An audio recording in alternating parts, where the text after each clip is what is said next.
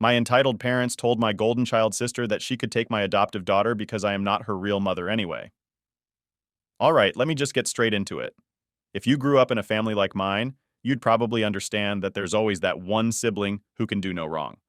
In my case, that sibling was my younger sister, Sarah. Honestly, it's like my parents had already made up their minds when she was born that she was going to be the golden child. Meanwhile, I was stuck being the responsible one, the one who had to pick up the pieces whenever she messed up. Sarah always got away with everything. I'm talking about sneaking out at night, blowing off school, hanging with people who were definitely bad news. And my parents? They had a million excuses for her. She's going through a phase, they'd say. She just needs to figure herself out. Meanwhile, if I so much as raised my voice, I'd get a lecture about respect and responsibility. It was exhausting. Things really started going downhill when Sarah was about 17. That's when she started getting really wild. She was going to these parties every weekend, sometimes with people way older than her. Honestly, I don't even think she knew half the people she was hanging out with. I'd see her sneaking back into the house at 3 a.m., barely able to stand, and my parents just turned a blind eye to it. She's young, they'd say. Let her enjoy her life. Well, that carefree life caught up to her. Not even a month after she turned 18, she got pregnant. And of course, it was by some random guy she met at one of those parties. She didn't even know his last name. It was one of those moments where I thought, okay, maybe now our parents will step in and make her face some responsibility. But nope, that's not how things went down. Sarah was freaking out when she found out she was pregnant. I mean, she wasn't ready for a kid. She could barely take care of herself, let alone a baby. The first thing she said was that she wanted to get rid of it. She was adamant. She didn't want to be a mom, and honestly, I can't blame her for that. But my parents? Well, they weren't having it. They're super religious and acted like having an abortion was the worst thing she could ever do. They pretty much forced her to keep the baby despite how much she protested. I remember overhearing Sarah once saying she'd just leave the baby on some random doorstep when it was born if that's what it took to get rid of it. It wasn't just teenage rebellion or anger. She really didn't want this kid, and she was willing to do whatever it took to avoid being tied down by a baby. Fast forward a few months, and Sarah gives birth to this tiny little baby girl, Emily. Now, most people think that when a mother sees her baby for the first time, something clicks, and they instantly fall in love. Well, that didn't happen with Sarah. She barely looked at Emily. In fact, she left the hospital the day after giving birth and didn't even take Emily home with her. My parents brought the baby home while Sarah went off to, I don't know, find herself or something. And that's when everything changed for me. I couldn't just sit by and watch this little baby, my niece, be treated like an unwanted burden. I wasn't exactly jumping at the idea of becoming a parent, but someone had to step up, and it sure as hell wasn't going to be Sarah. So I made the decision to adopt Emily.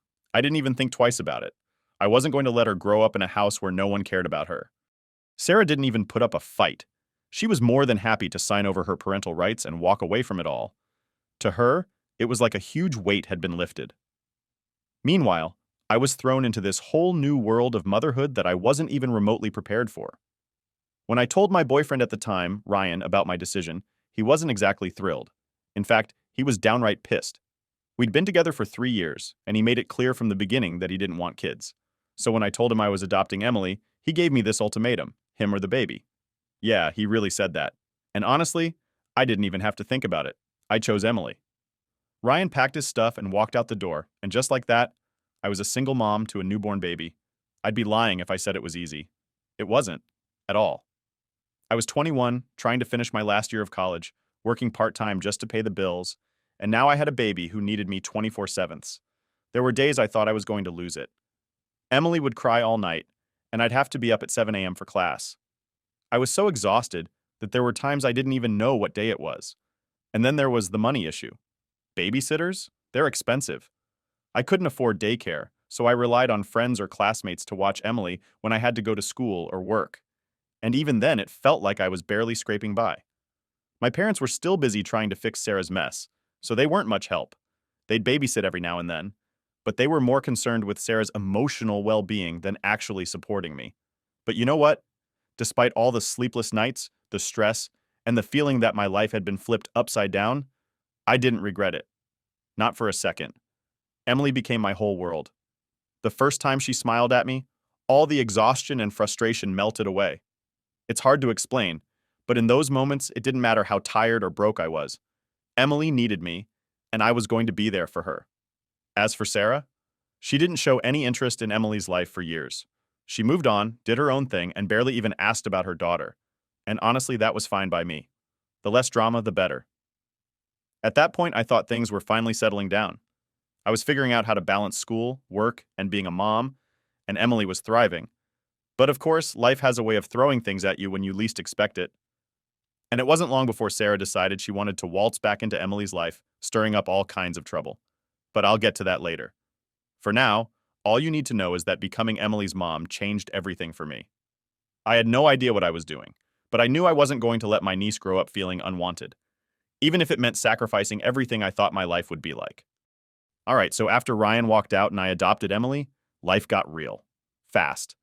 You know, people always talk about how hard it is to be a single mom, but until you're actually in it, there's just no way to understand how intense it really is. I thought I had a general idea of what I was signing up for, but I quickly found out I was completely wrong. Let's start with the basics. I was 21, still in college, and suddenly responsible for this tiny human who needed me for everything. It was like being thrown into the deep end of a pool without knowing how to swim. I barely had time to process the fact that I was now a single mom because every second was about keeping Emily fed, changed, and hopefully sleeping. And let me tell you, that kid did not like to sleep. Everyone told me, "Oh, newborns sleep a lot, you'll get some rest." Yeah, okay. Maybe other people's babies do, but Emily? Nope.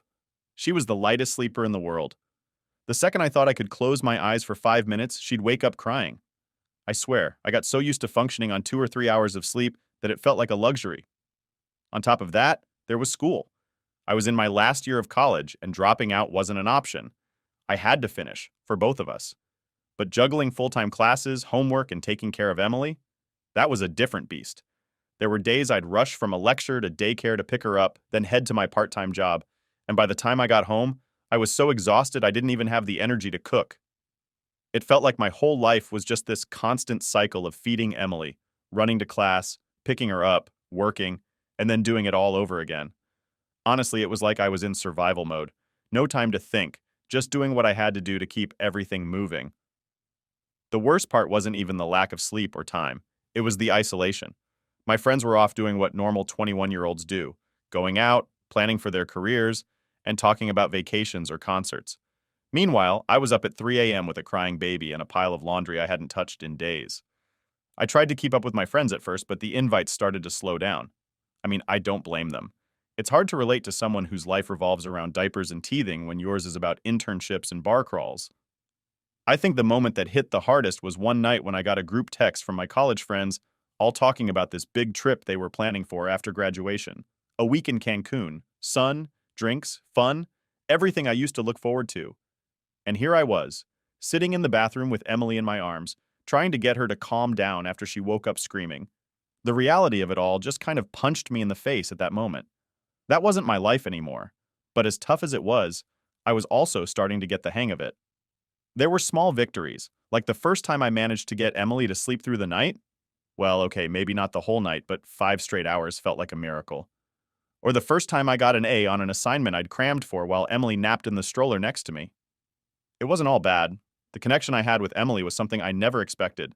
Like, the first time she smiled at me, genuinely smiled, it was like the world stopped for a second.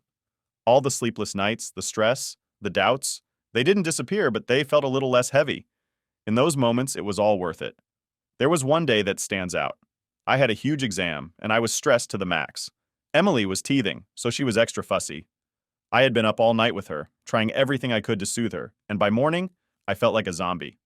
I ended up taking her to daycare half an hour late, and by the time I got to my class, I was a wreck. I sat there staring at the exam paper, and all I could think about was how I was failing at everything. School, motherhood, life in general. I didn't even care about the exam at that point. After class, I picked up Emily and headed home, fully prepared for another night of chaos. But something changed. When we got home, she was calmer. She wasn't crying, she wasn't fussy. She just looked at me with those big eyes and reached out for me. I held her close, and in that moment, I realized that even though I felt like I was drowning, Emily didn't see me as a failure. To her, I was her world. I was doing something right, even if it didn't always feel that way. That realization was like a switch flipping. I started letting go of the idea that I had to be perfect. I was never going to have it all figured out, and that was okay. I just had to keep going, keep pushing for her. But as much as I was finding my rhythm with Emily, things with my family were still strained. My parents? They were more concerned with Sarah's healing process than helping me out. Every time I asked them for help, like, could you watch Emily for an hour so I can study? They'd come back with some excuse about how Sarah needed their attention or how they were too busy. The golden child syndrome was still alive and well. Sarah, who was living her carefree life without a single responsibility, somehow still managed to be the center of their world. It's like they'd forgotten about the fact that I was the one who stepped up for Emily when Sarah couldn't be bothered. It was infuriating, but at this point, I'd come to expect it. Rachel, my best friend, was the only one who really had my back during all of this. She'd drop by with groceries when she knew I didn't have time to shop, or come over just to keep me company while I studied, and Emily slept. I honestly don't know how I would have made it through without her. Alright, so things were finally starting to feel like they were under control. I mean, don't get me wrong, it wasn't easy by any means, but I had my routine with Emily, school was getting wrapped up, and I was finally getting the hang of this whole single mom life. But just when I thought I had it all under control, that's when Sarah decided she wanted back in. I hadn't heard from her in years. Not a single call, text, nothing. And then, out of nowhere, she shows up at my parents' house for dinner one night, acting like the last 5 years didn't even happen.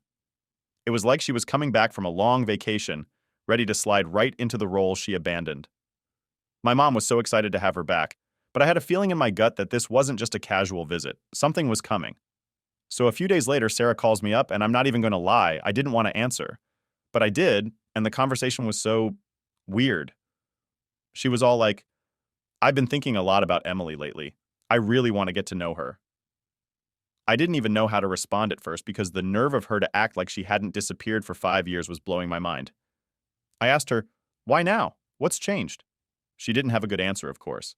Just the typical, I've changed, I've grown up, nonsense. And while part of me wanted to believe her, I wasn't stupid. I didn't trust her. But at the same time, I didn't want to be the bad guy. I didn't want to be the person who kept Emily away from her biological mother, no matter how much I knew she didn't deserve to be called that. So I agreed to let Sarah come over, not for Emily's sake, but because I wanted to see how serious she was about changing. If she really wanted to be a part of Emily's life, she'd have to earn it. But honestly, I wasn't holding my breath. When she came over for the first time, it was awkward. I mean, how do you reintroduce a woman to her biological daughter when the daughter doesn't even know she exists? I had told Emily before that Sarah was her birth mother, but I'd kept things simple because, let's face it, she was too young to understand all the complexities of that situation. To her, Sarah was just some random woman she'd never met. The first visit went about as well as you'd expect. Sarah tried to be all friendly, talking to Emily like they were old friends, but Emily wasn't having it. She was shy and stuck by my side the whole time. I mean, can you blame her? Sarah was practically a stranger, and kids are smart. They can sense when something's off. But here's where things started to get weird. After the first visit, Sarah kept coming back, and at first I didn't mind. I thought maybe it would be good for Emily to at least know her biological mom, even if Sarah had bailed on us before. But Sarah wasn't just coming by for short visits. She was hanging around longer and longer each time. It was like she was trying to ease herself back into a role she had no right to. She started bringing Emily gifts, new toys, clothes, even expensive stuff like tablets and gadgets. I mean, I appreciate a gift as much as anyone, but it felt off, like she was trying to buy her way into Emily's life. Emily didn't even need that stuff. She was happy with her dolls and crayons. But Sarah just kept piling on the gifts, almost as if she was trying to impress someone. It wasn't about Emily at all. It was about her ego. Then, one day, Sarah drops the big question. Do you think Emily could spend a weekend with me? I froze. I didn't know what to say.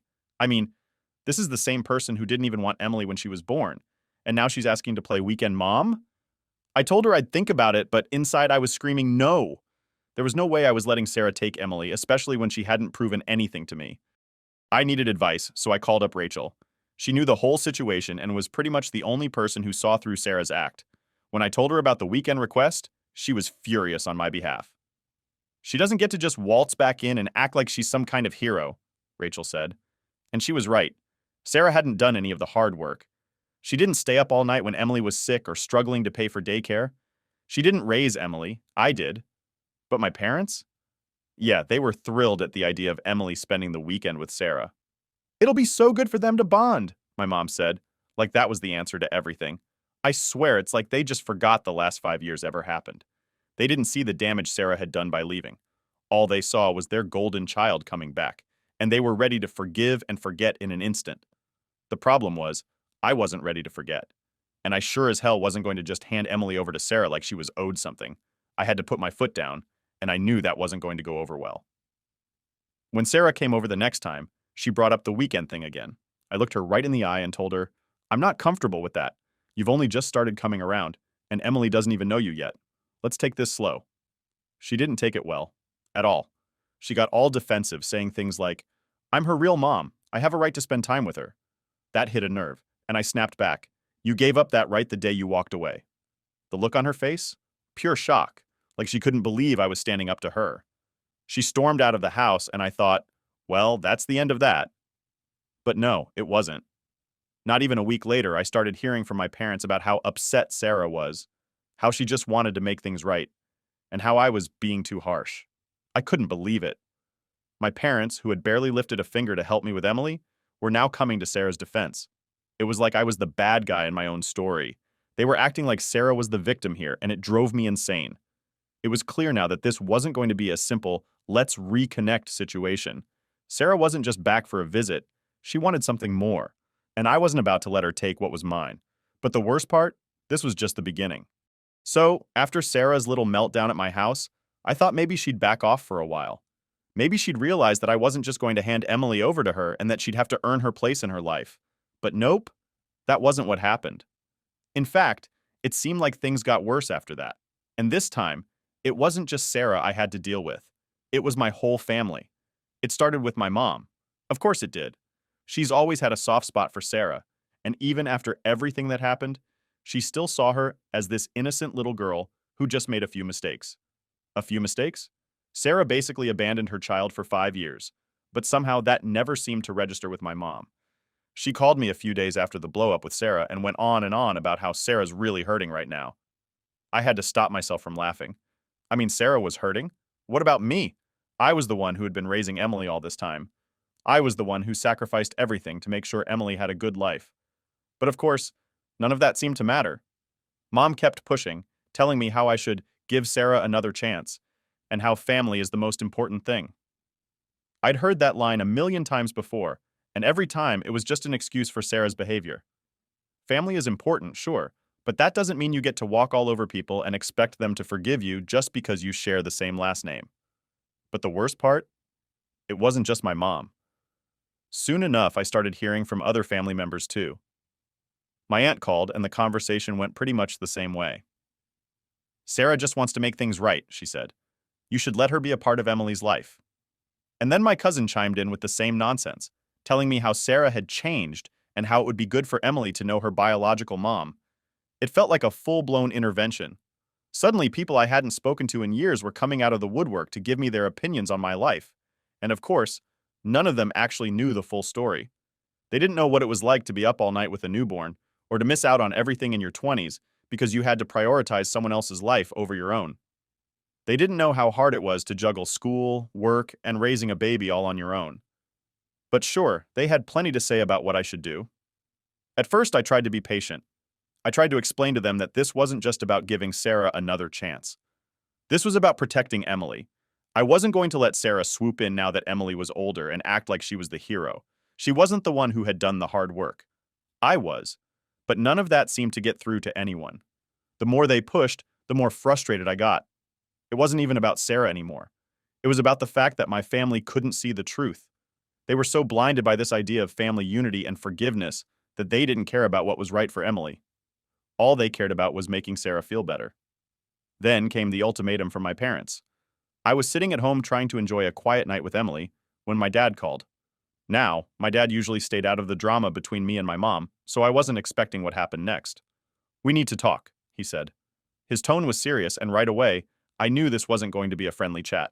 He started off by telling me how my mom was really upset about the whole situation with Sarah. No surprise there. But then he hit me with this. We've been thinking, and maybe it's time for you to consider letting Sarah have joint custody of Emily. I just sat there stunned. Joint custody? I couldn't believe what I was hearing. My own father was suggesting that I share custody of my daughter with the woman who abandoned her for 5 years.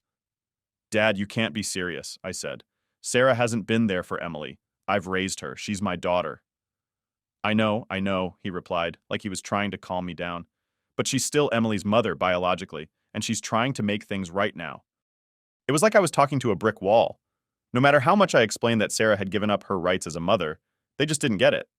In their minds, Sarah was still Emily's mom, and I was the one standing in the way of a reunion. The whole conversation left me feeling drained.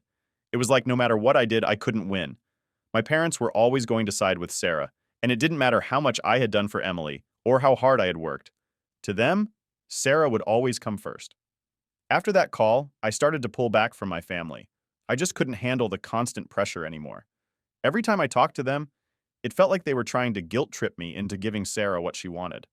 And I wasn't about to let them make me feel like I was the bad guy for protecting my daughter. Rachel, thank God, was my rock during all of this. She kept reminding me that I wasn't crazy, that I was doing the right thing by standing my ground. You're Emily's mom, not Sarah, she'd say. Don't let anyone tell you otherwise. But as much as I tried to stay strong, the stress was getting to me. I started having nightmares about losing Emily, about Sarah coming in and taking her away. I'd wake up in a cold sweat, my heart racing, and it would take me a few minutes to calm down and remind myself that it wasn't real. But the fear was still there, lurking in the back of my mind. And the more my family pushed, the more I started to wonder if they were right. Was I being too harsh? Should I let Sarah have more of a role in Emily's life? I knew deep down that I wasn't wrong, but when your own family turns against you, it's hard not to question yourself. Every day felt like a battle, and I was getting tired of fighting. And then came the moment that pushed everything over the edge. My mom showed up at my house unannounced, with Sarah in tow. I wasn't prepared for it, and honestly, I think that was the point. They wanted to catch me off guard, to get me to agree to something I wasn't ready for. My mom started off with her usual lines about family and forgiveness, but I could tell there was something more going on. Then she hit me with it. We've talked to a lawyer, and Sarah's thinking about taking legal action to get custody of Emily. I felt like the ground dropped out from under me. Legal action? My own sister was going to try and take my daughter away from me? That's when I realized this wasn't just family drama anymore. This was about to become a full-blown fight, and I wasn't going to back down. So, after my mom dropped the whole Sarah's thinking about legal action bomb on me, things got real. Like, really real. I wasn't just dealing with family drama anymore. This was turning into an actual fight for Emily, and the thought of losing her scared the hell out of me. The first thing I did was call Greg, the lawyer I'd been working with. I wasn't about to take any chances. I needed to know exactly where I stood legally because I had no idea what kind of lies Sarah might try to throw at the court. Greg was calm, like always, which helped me feel a little less panicked. He reassured me that I had a strong case. Emily had been in my care since birth. I had legal custody, and Sarah had abandoned her for 5 years. Still, there was that nagging fear in the back of my mind. Courts can be unpredictable, and when it comes to family law, things can get messy fast. I knew I needed to prepare for the worst, so Greg and I went over everything. Every document, every piece of evidence. I had photos, medical records, school reports, anything that proved I was the one who raised Emily. Sarah had nothing. She might have been Emily's biological mother, but that was the extent of her involvement. And I wasn't about to let her waltz into court and act like she'd been some kind of victim. But even though I was getting everything lined up, the emotional toll was killing me. Every night I'd lie awake in bed, staring at the ceiling, just imagining what it would be like if Sarah somehow won. What if she convinced the judge that I was keeping Emily from her? What if the court actually gave her joint custody? I mean, this was my daughter, the little girl I'd raised from day one. The idea of losing her, even for a weekend, was unbearable. On top of that, my family wasn't letting up. My mom kept calling, trying to talk some sense into me. She actually said I should just agree to joint custody before things got ugly.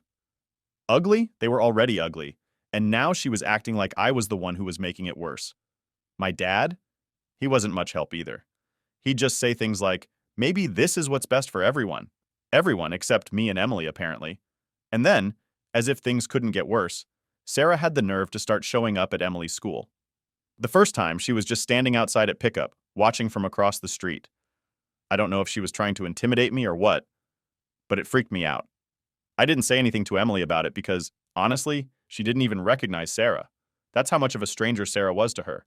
But I knew this was Sarah's way of trying to get under my skin. I had to get the school involved. I told them not to let Sarah anywhere near Emily unless I was there, and thankfully, they were really understanding. But it felt like I was being watched all the time, like Sarah was just waiting for me to slip up. The court date finally came, and I was a nervous wreck. I walked into that courtroom and there she was, Sarah, with my parents sitting right behind her. I can't even explain how betrayed I felt seeing them there. They were supposed to be my parents. They were supposed to support me. But no, they were sitting there, backing Sarah up like she hadn't completely bailed on her daughter's life. The hearing itself was tense. Greg laid everything out: how I'd adopted Emily, how Sarah had abandoned her, how I'd been the one to provide for her in every way. He was calm, collected, and professional, while Sarah's lawyer tried to spin some story about how Sarah had turned her life around and how she just wanted to reconnect with her child. It was the same sob story she'd been feeding my family for months, but this time, it didn't fly. Then Sarah got up to testify, and man, was that something. She talked about how she was young and scared when she had Emily, and how she regretted not being there for her. She even started crying on the stand, trying to play the sympathy card. But I wasn't buying it, and neither was the judge. There was no way Sarah could explain away 5 years of complete absence, no matter how many tears she shed. When it was my turn to speak, I was shaking, not because I was scared of Sarah, but because the weight of everything hit me all at once. I wasn't just defending my right to be Emily's mom, I was defending our entire life together. I told the court everything: how I'd been there for every milestone, every scraped knee, every late-night nightmare, how I'd done it all without any help from Sarah or my parents, and most importantly, how much Emily meant to me. By the end of it, I could barely hold it together, but I knew I had to stay strong, for Emily's sake. The judge took a while to deliberate, which felt like an eternity. I kept glancing over at Sarah, who looked nervous for the first time. My parents wouldn't even make eye contact with me. I think deep down, they knew Sarah didn't stand a chance. Finally, the judge made the ruling. Sarah's petition for joint custody was denied. Emily was staying with me, where she belonged. I can't even describe the wave of relief that hit me when those words came out of the judge's mouth. It was like I could finally breathe again. But even though I won the case, things weren't perfect. My relationship with my parents? It was shattered. I didn't even speak to them after the hearing. I just grabbed Emily and walked out of there. I didn't have anything to say to them anymore. If they wanted to side with Sarah, that was their choice. But I wasn't going to let them back into my life after what they did. As for Sarah, I haven't heard from her since the court ruling. I'm not naive enough to think she's gone for good, but for now, she's out of the picture. And that's all I care about. These days, things are starting to feel normal again. Emily and I are back in our routine, and we're happy. It's just the two of us, like it's always been, and I'm okay with that. Family isn't just about blood. It's about the people who are there for you, who support you no matter what. And if that means cutting off the toxic people, so be it. At the end of the day, I know I made the right choice. Emily is safe, and she's with the person who loves her more than anything in the world. That's all that matters.